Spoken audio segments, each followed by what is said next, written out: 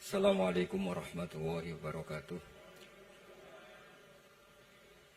Bismillahirrahmanirrahim. Allahumma ya Allah ihdinas siratal mustaqim siratal ladzina an'amta 'alaihim ghairil maghdubi 'alaihim waladdallin amin. Allahumma shalli wa sallim ala habibika Mustafa Muhammad wa ala alihi wa sahbihi wa barik wa sallim amma ba'du. Yang sangat saya hormati Mustasyar PBNU sekaligus Wakil Presiden Profesor Dr. Ma'ruf Amin, yang saya hormati Rais Am PBNU, Rais Am NU Kiai Haji Miftahul Akhyar, Ketua Tanfid PBNU yang juga masih pernah mbah sama saya, Kiai Haji Said Akil, yang saya tadi senang sekali marahnya, senang sekali girohnya, karena itu memang khas keluarga kami. Jadi kalau nggak kesampaian marah itu bagus. Jadi di antara sifatnya para nabi itu wa yakhdufulillah, kalau agama nggak dapat apa tadi jatah ya, nggak tahu saya maknanya itu. Jadi kan wa yakhdufulillah wa yardoliridho. Semua yang saya hormati, ini ada Bu Menteri Ibu Ida Fauzia, ada Gubernur Jatim Ibu Khofifah, yang sangat saya hormati keluarga besar Mbak Wahab Hasbullah. Di sini secara berurutan ada Nyai Mutmainnah, ada Nyai Mahfudhah, ada Nyai Hizbiyah, ada Nyai Mujidah. Yang sangat saya hormati Kiai Haji Hasib, Kiai Haji Rogib, semua yang saya hormati, para santri, para alumni. Alhamdulillah tadi acaranya banyak sekali, jadi saya nanti ngaji insya Allah 15 menit. Karena menurut saya solusi bangsa ini itu mudah sekali kalau mau niru Mbah Wahab. Saya kemarin ditilihi Gus Hasib, saya tidak bilang bertamu, karena kalau tamu itu seakan-akan saya yang jadi tujuan, tapi niliilah karena beliau orang sepuh. Kemudian beberapa hari dikasih paketan buku beliau tentang Mbah Wahab, buku dari beliau tentang Mbah Wahab. Tapi sebetulnya saya tahu banyak tentang Mbah Wahab tanpa buku itu, karena Mbah Maimun, guru saya, juga bapak saya, Kiai Haji Nur Salim sering cerita. Kiai Wahab itu pedagang, juga ulama, juga politikus, juga pahlawan. Kita sebetulnya melihat itu sederhana, hanya sederhana dalam pikiran ulama. Jadi pernah suatu ketika Sayyidina Ali itu marah besar ketika melihat umat Islam itu pasif itu tidak aktif, sehingga beliau marah besar di antara kalimatnya itu, karena ini tengah-tengah kalimat langsung pakai fa'ataf atau fa'tafrek atau apa sajalah, nanti terserah santri-santri yang ikrab. Fakubhan lakum hina sirtum gharadun yurma. Jadi umat ini akan buruk sekali ketika posisinya itu objek yang jadi sasaran tembak atau sasaran perasan pihak lain. Ketika misalnya haji itu bagus prospek, nanti ujung-ujungnya yang bikin sajadah kadang orang sana, mau bilang kubu sebelah, nanti sensitif secara politik. Nanti ketika umat Islam punya kebutuhan pakaian ihram besar, juga yang produk kadang orang lain. Begitu seterusnya, sehingga setiap kebutuhan kita pun yang produk itu orang lain. Sehingga Mbah Wahab berpikiran sampai impor mori, pas itu kain putih. Begitu juga traveling, ketika umat Islam butuh mudah pergi ke Mekah untuk haji dan umrah, juga bironya itu kadang orang lain. Zaman itu Hindia Belanda, sehingga beliau dulu sudah mendirikan semacam biro haji. Itu semua adalah madhab, di antara madhab Sayyidina Ali ketika beliau mengatakan fakubhan lakum hina sirtum gharadun yurma. Buruk sekali kamu di mana-mana ini jadi objek. Misalnya kira-kira ginilah, kalau hallnya Mbah Wahab itu ada 10.000 santri, dan semuanya karena keluarga kiai itu dermawan, sama Bu Mujidah dikasih makan semua. Nanti cateringnya yang menyediakan orang lain, kita tidak punya kecakapan produksi itu atau melayani itu. Sehingga perdagangan Mbah Wahab dalam tradisi keulamaan itu dimaknani sebagai supaya kita ini jadi aktor, baik di perdagangan, di politik, maupun dalam solusi urusan-urusan publik. Misalnya sekarang ada problem apalah, sebetulnya solusinya gampang sekali. Ketika kita minus atau ketika kita tidak berkecukupan, mulai dulu ulama itu solusinya gampang. Pernah suatu Abdul Qasim Al-Junaidi atau siapa sajalah, ini karena polanya sama, menyuruh muridnya, saya tolong belikan ikan. Kalau sekarang mungkin dikasih uang 50.000, terus dikasih tahu sama muridnya, Pak Yai uangnya tidak cukup karena harga ikannya 70.000. Terus kata gurunya, beri lebih murah lagi. Uang 50 aja tidak cukup, kok cari yang lebih murah. Kata beliau, arkhisuhu bitarki. Ya bikin murah karena kamu tidak berkeinginan. Jadi nggak usah belikan katanya. Ini penting sekali karena dulu ada solusi, masyhur itu makalahnya Imam Syafi'i. Kata beliau, fa innal ghina anisyai'ila bihi. Kalau kamu ingin tidak tergantung sesuatu, maka hindari sesuatu itu. Jangan memaksakan memenuhi sesuatu itu dengan memaksakan, tapi hindari sesuatu itu. Saya misalnya, kalau nuruti kepingin misalnya, kalau saya dengan nafsu serakah saya, mungkin saya ingin punya mobil mewah, ingin apa saja. Tapi itu membuat saya tersiksa karena harus menyediakan ini itu. Ya sudah, tidak usah ingin. Sehingga mudah sekali. Makanya kata ulama dulu, fa'innal ghina anisyai'ila bihi. Untuk menjadi berkecukupan, usahakan banyak hal yang tidak Anda butuhkan. Semakin banyak hal yang kita butuhkan, maka kita akan tergantung akan sesuatu itu. Makanya banyak ilmuwan, saya sering diskusi sama pakar-pakar sama ilmuwan. Apakah negara Amerika itu negara yang kuat? Banyak ilmuwan yang berpikir itu ilmuwan politik, bukan tasawuf. Berpikir negara paling lemah itu ya kayak Amerika. Karena semakin powernya kuat, ketergantungannya semakin kuat. Untuk memenuhi kebutuhan listrik harus begini, untuk kebutuhan minyaknya harus begini. Semakin kita kuat, maka ketergantungan akan sesuatu semakin banyak. Jadi ibarat orang yang punya Alphard sama yang enggak kayak mana ya? Kayak yang enggak, karena kebutuhannya ada banyak. Artinya dalam kondisi krisis, ulama masih punya solusi, yaitu al-ghina itu anisyai'ila bihi. Jadi usahakan ketercukupan itu karena menghindari kebutuhan-kebutuhan yang tidak primer, yang tidak prinsip. Bukan memaksakan semuanya terpenuhi. Karena kita ini ulama. Dulu ketika sebelum ada negara, belum ada TNI, itu ulama punya cara untuk melawan Belanda. Karena mereka terbiasa punya loyalis, punya muhibbin, punya ghirah, punya strategi. Sehingga Belanda itu kesulitan ngadep ulama. Apalagi mereka terus ke Mekah, ketemu komunitas internasional yang semuanya berfatwa bahwa penjajahan harus dilawan. Itu luar biasa. Belum ada negara, nggak ditopang negara, kemudian tetap bisa melakukan perlawanan. Coba kalau dulu ngelawan nunggu, wah saya mau ngelawan penjajah kalau saya diangkat jadi TNI, saya mau ngelawan kalau saya punya otoritas yang disahkan negara, itu ribet, negara belum terbentuk. Makanya ini saya tidak akan ngaji lama-lama, tapi saya akan cerita khas Mbah Wahab sesuai riwayat yang saya dapatkan dari guru-guru kami, bahwa beliau tadi seperti yang dikatakan Pak Said, membina dan menyebarkan NU kemana-mana tanpa uang proposal. Nggak kebayang saat itu proposal kepada siapa, negara sendiri masih susah. Lalu mau diajukan kemana? Terus yang mau tanda tangan itu ya siapa?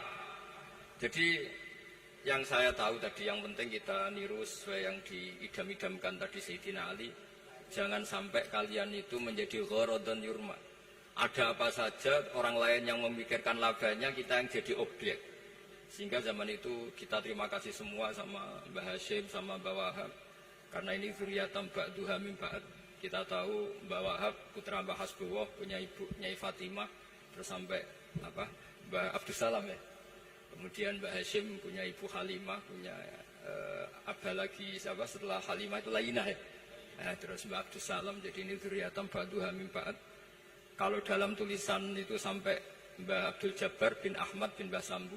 Memang Mbah Sambu punya beberapa saudara, diantaranya ada yang namanya Mbah Yusuf, itu yang melahirkan keluarganya Mbah Ahmad Siddiq Jember, Mbah Siddiq Jember. Ada yang Abdul Halim yang melahirkan keluarga Lasem. Termasuk saya itu lewat jalur Mbah Abdul Halim. Jadi zuriyatan ba'duha min ba'd. Dulu semua orang zaman Rasulullah SAW itu dilatih jadi aktor, jadi subjek. Sehingga orang yang miskin pun ketika perang Tabuk, perang Dzatil Usrah, itu semua menyumbang. Ada yang menyumbang emas yang nggak terkira, yaitu Sayyidina Utsman. Ada yang cerita, ya Rasulullah saya tadi malam buruh dan punya beras hanya 2 kilo, yang 1 kilo saya sumbangkan jenengan, yang 1 kilo saya pakai untuk keluarga kami. Sekarang logikanya sederhana, kalau orang miskin 3.000, pas itu anggap saja pasukannya misalnya 3.000. 3.000 nyumbang beras 1 kilo, itu artinya terdapat 3.000 kilo beras. Artinya apa? Orang Islam yang miskin membiayai dirinya sendiri untuk makan. Dan mereka adalah aktor heroik. Tapi kalau misalnya ini orang-orang miskin ini tidak mau urun rembuk, kemudian menjadi beban negara, maka yang harusnya dipakai senjata, dipakai beli sembako. Dulu zaman Nabi meskipun orang itu miskin, itu semuanya bersifat heroik. Sehingga perang Dzatul Usra itu perang paling dikenang Al-Quran. Nah, efek dari ingin memberi adalah tidak tamak. Makanya kalau dalam kitab tasawuf, itu orang pikir itu gak dikritik. Yang dikritik orang tomak. Karena orang menvonis orang lain kikir itu pasti karena berkeinginan mendapat. Kalau tidak berkeinginan mendapat, maka orang lain tidak akan kamu vonis sebagai kikir. Andai kan kita semua ingin memberi sumbangan kepada Indonesia, maka kita tidak akan menvonis pemerintahan kita tidak becus ngurmat kita. Meskipun pemerintah tentu berkewajiban ngurmat orang-orang miskin itu tentu. Tapi andai kan semua orang miskin berpikir ingin menyumbang pemerintah, maka tidak akan menyalahkan pemerintah ketika faktanya nanti suatu saat atau kapan saja, semoga ini tidak terjadi, itu tidak mampu menyumbang. Karena masyarakat kepikirannya memberi, bukan mendapat. Ini solusi-solusi yang diajarkan Rasulullah SAW yang disebut al-yadul ulya khairum al-yadis sufla. Jadi bahwa posisi memberi jauh lebih baik ketimbang posisi menerima. Sehingga ketika Allah mensifati orang baik itu siapa? Allah mensifatinya sederhana. Wa mimma razaqnahum yunfikun. Orang yang kepinginannya itu yang memberi. Itu dulu zaman Nabi, pas perang Khandaq, pas perang Tabuk, pas beberapa perang, itu orang yang paling miskin pun turun.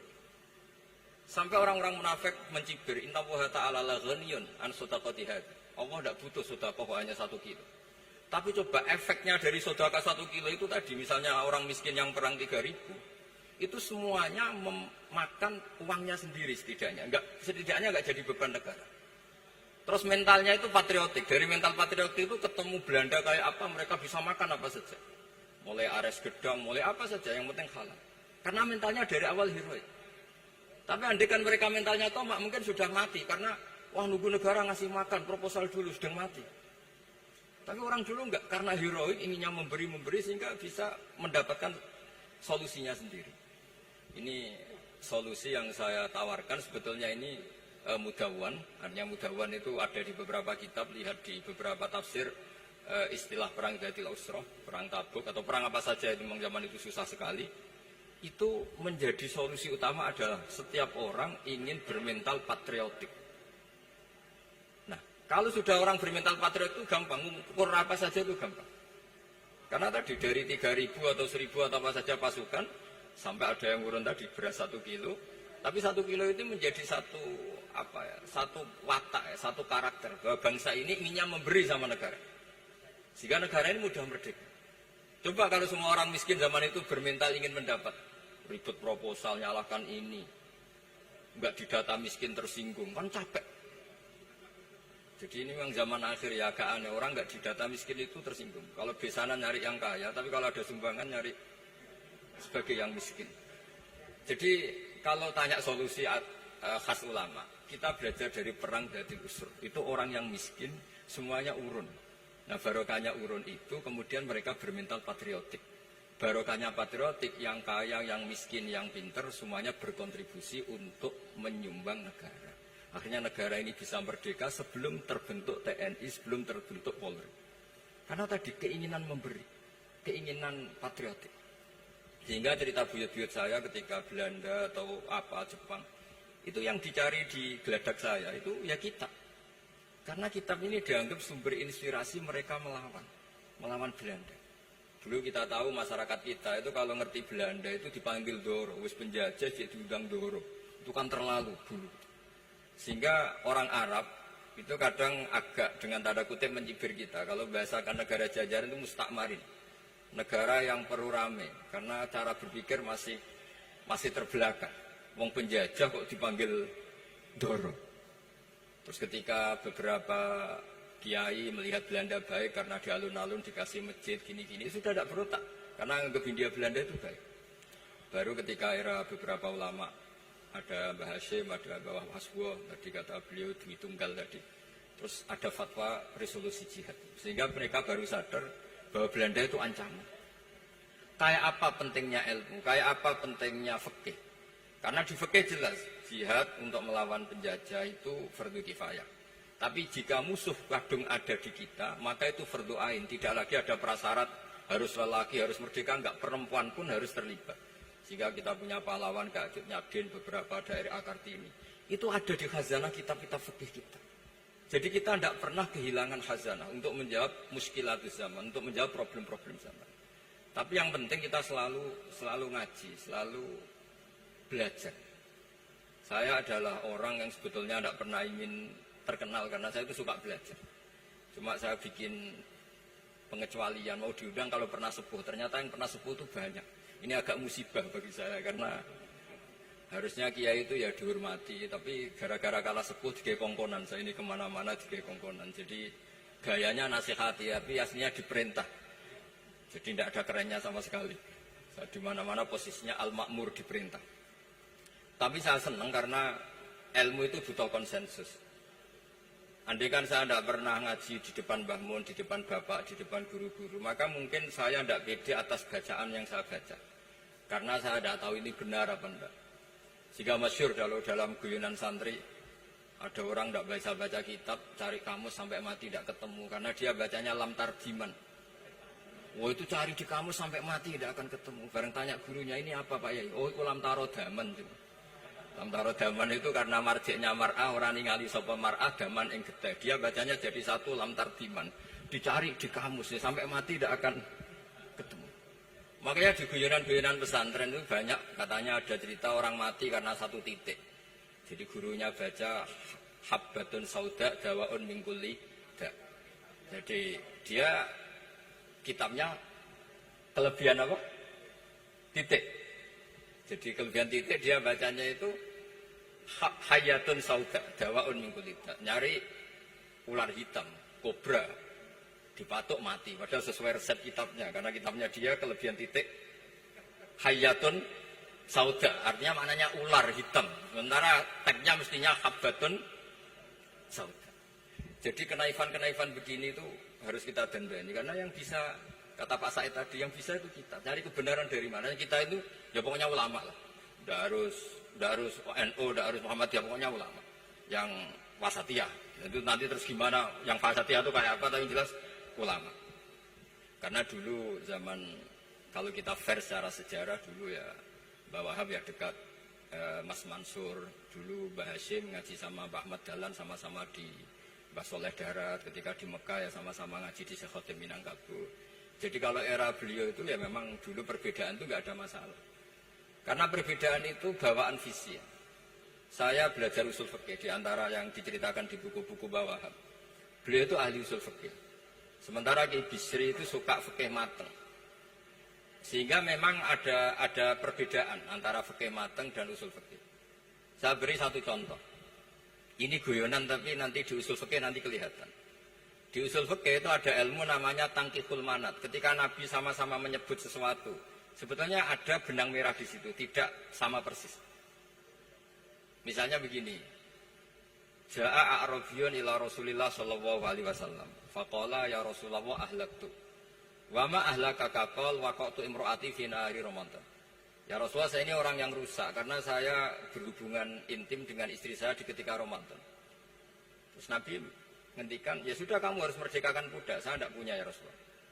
Ya sudah kamu puasa 2 bulan berturut-turut. Kata beliau, puasa baru sehari saja kecelakaan apalagi 2 bulan. Karena kamu orang Arab lah, orang Arab itu dia cerita ini di Arab kita. Terus, ya sudah kamu sedekah sama 60 orang miskin. Saya ini orang paling miskin. Susah kan menghadapi orang miskin seperti ini. Nah, pertanyaannya secara usul fikih. Menurut mazhab Syafi'i, sanksi berat itu hanya untuk yang berhubungan suami istri. Sehingga kalau membatalkannya pakai rokok, pakai minum, pakai makan, tidak kena sanksi seberat itu. Masuk akal kan, karena memang hubungan suami istri dalam banyak hal, misalnya haji, itu ifsad, yang benar-benar ifsad, bisa merusak haji secara total. Tapi menurut Imam Malik, pikiran Imam Syafi'i itu dianggap aneh. Loh ini hubungan suami istri itu statusnya mubah, sesuatu yang boleh.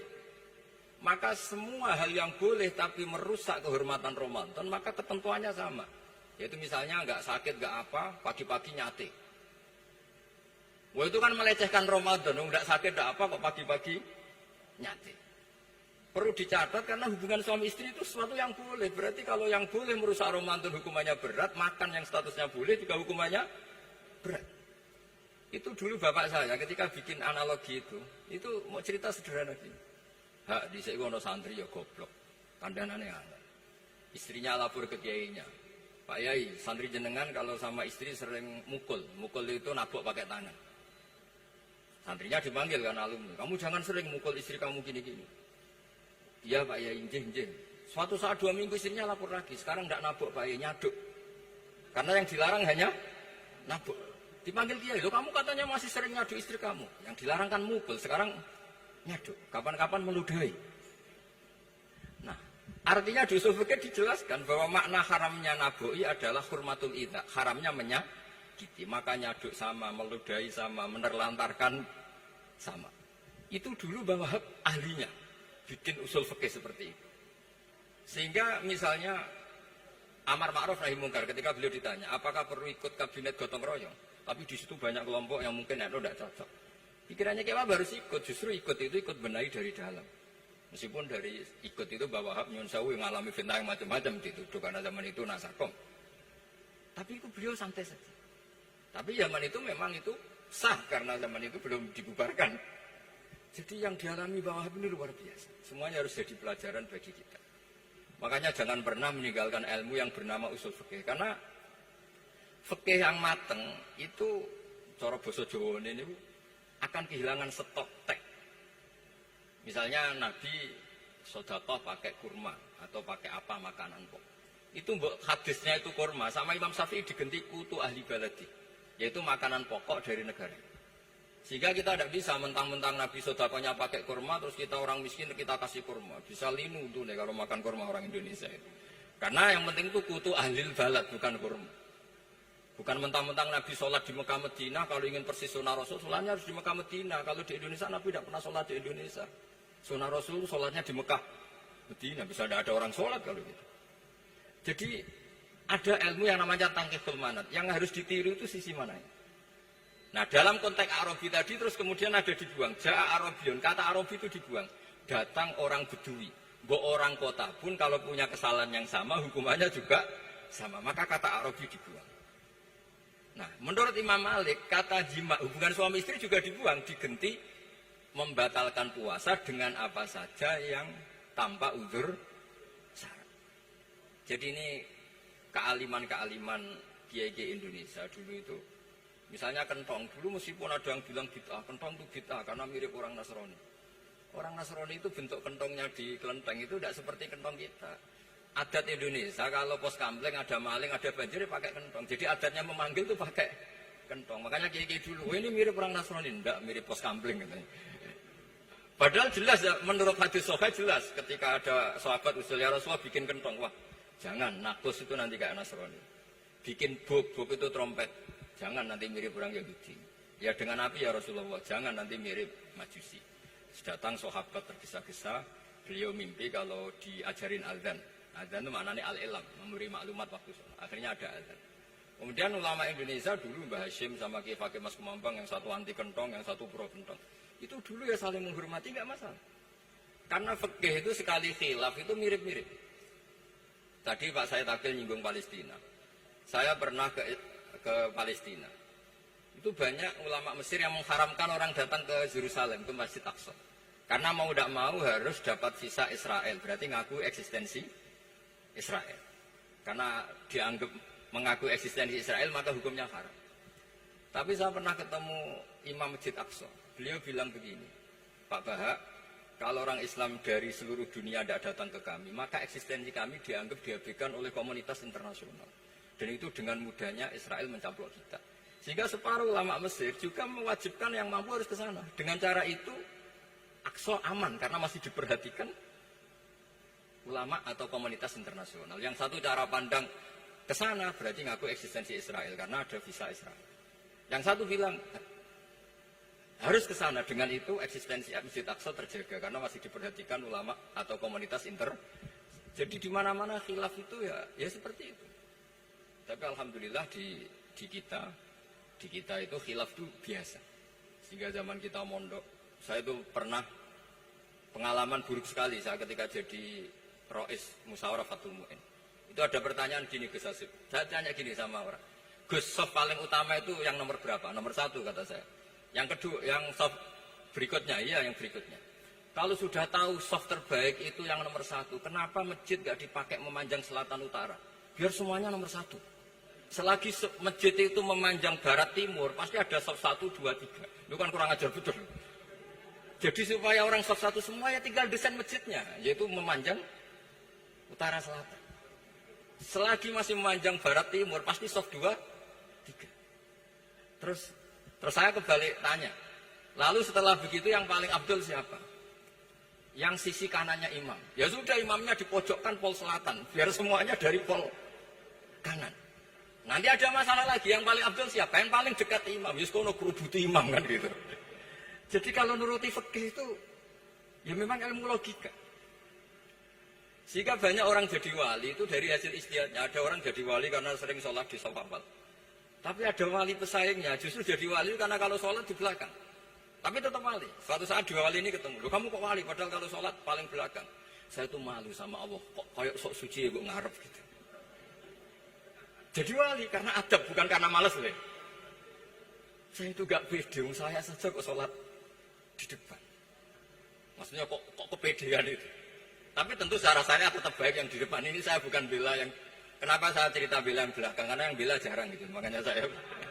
Dan kebetulan saya kalau sholat ya sering di sop belakang. Tapi ini saya cerita betapa logika fikih itu khazanahnya banyak dan luas. Dan kita bicara usul fikih itu biasa. Kita belajar sama beberapa ulama. Saya berkali-kali cerita di mana-mana. Muhammad bin Hasan Asyibani itu mewajibkan ulama kaya. Dan beliau kalau ngitung duit itu di kamar tamu, di ruang tamu.